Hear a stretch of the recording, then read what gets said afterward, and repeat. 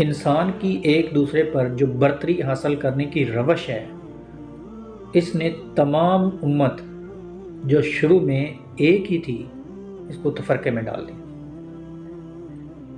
انسان پر یہ بات گراں گزردی ہے کہ میں کسی کی بات کیوں مانوں، پہلے کوئی میری بات مانے، میری بات سے اتفاق کرے، نہ کہ میں دوسرے کی بات سے اتفاق کروں۔ یہ اس روش نے لوگوں میں فساد ڈالا۔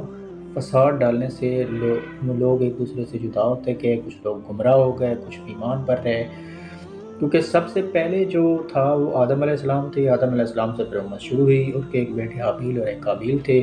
پھر اس طرح امت جو ہے وہ الگ الگ فسادات میں شیطان کے ورگرائے ہوئے طریقے پر چلنا شروع ہوئی۔ اب اس سلسلے کو روکنے کے لیے اللہ تعالیٰ نے اپنے انبیاء کرام کو بھیجا، ان کو ہدایت دے کر بھیجا، ان کو کتابیں دے کر بھیجی، تاکہ لوگوں کو بتایا جائے کہ حق کیا ہے، سچ کیا ہے، سیدھا رستہ کون سا ہے اور غلط رستہ کون سا ہے۔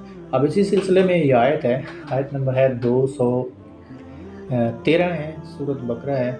کان الناس امۃ واحدۃ فبعث اللہ النبیین مبشرین ومنذرین وانزل معهم الکتاب بالحق لیحکم بین الناس فیما اختلفوا فیہ وما اختلف فیہ الا الذین اوتوہ من بعد ما جاءتهم البینات بغیا بینہم فہدی اللہ الذین آمنوا لما اختلفوا فیہ من الحق بإذنہ واللہ یہدی من یشاء الی صراط مستقیم۔ اس کا ترجمہ کچھ اس طرح ہے، تمام انسان ایک ہی امت تھے، تو اللہ نے اپنے نبی بھیجے جو خوشخبری سناتے اور خبردار کرتے ہوئے آئے، اور ان کے ساتھ اپنی کتاب نازل فرمائی حق کے ساتھ، تاکہ وہ فیصلہ کر دے لوگوں میں جن امور میں وہ ایک دوسرے سے اختلاف کرتے تھے۔ اور کتاب میں اختلاف نہیں کیا مگر انہی لوگوں نے جنہیں یہ دی گئی تھی۔ اس کے بعد ان کے پاس روشن ہدایات آ چکی تھیں، محض بہمی ضد کے سبب۔ پس اللہ نے ہدایت بخشی ان لوگوں کو جو ایمان لائے، اس حق کے معاملے میں جس میں لوگوں نے اختلاف کیا تھا اپنے حکم سے، اور اللہ ہدایت دیتا ہے جس کو چاہتا ہے سیدھا راستے کی طرف۔ اب اس کی تفسیر میں علامہ صاحب اس طرح لکھتے ہیں کہ اس میں کوئی شک نہیں کہ انسان ابتدا میں ایک امت تھے، جیسے کہ میں نے پہلے بیان کیا ہے۔ تمام انسان آدم علیہ السلام کی نسل سے ہیں اور حضرت آدم نبی تھے، چنانچہ امت تو ایک ہی تھی جب تک ان میں گمراہی پیدا نہیں ہوئی، اختلاف پیدا نہیں ہوئے، شیطان نے کچھ لوگوں کو نہیں ورگلایا، اس وقت تک تمام انسان ایک ہی امت تھے۔ اب یہاں ایک لفظ محذوف ثم اختلفوا، پھر ان میں اختلاف پیدا ہوا، اختلاف کے نتیجے میں کیا، پھر فسادات پیدا ہوئے، لوگوں نے گمراہی کی روش اختیار کر لی۔ آدم علیہ السلام کا ایک بیٹا اگر حابیل تھا تو دوسرا قابیل بھی تھا۔ اللہ تعالیٰ نے انبیاء کرام کا سلسلہ جاری کیا جو نیکوکاروں کو بشارت دیتے تھے اور غلط کاروں کو خبردار کرتے تھے۔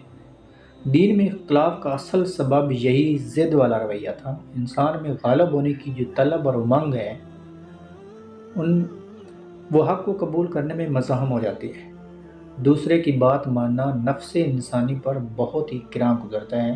آدمی کہتا ہے کہ میں اس کی بات کیوں مانوں، وہ میری کیوں نہ مانے۔ انسان کے اندر جہاں اچھے میلانات رکھے گئے ہیں وہاں بری امنگیں اور برے میلانات رکھے گئے ہیں۔ چنانچہ انسان کے باطن میں حق و باطل کی ایک کشاکش چلتی ہے، اسی طرح کی کشاکش خارج میں بھی چلتی ہے۔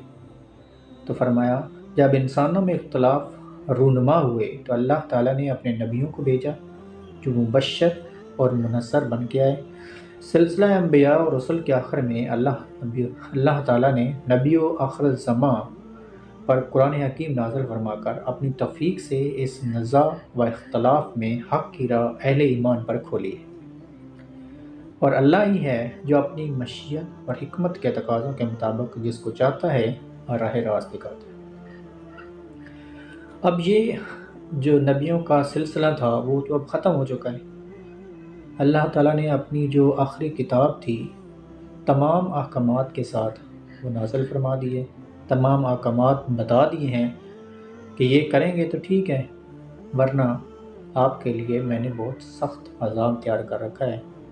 اب یہ آپ نے فیصلہ کرنا ہے کہ آپ کس طرف جا رہے ہیں، آپ کا راستہ صحیح ہے یا غلط ہے۔ اس کے لیے آپ قرآن حکیم سے مدد لے سکتے ہیں اللہ تعالیٰ ہمیں قرآن کو پڑھنے، اس پر عمل کرنے کی توفیق عطا فرمائے۔ آمین۔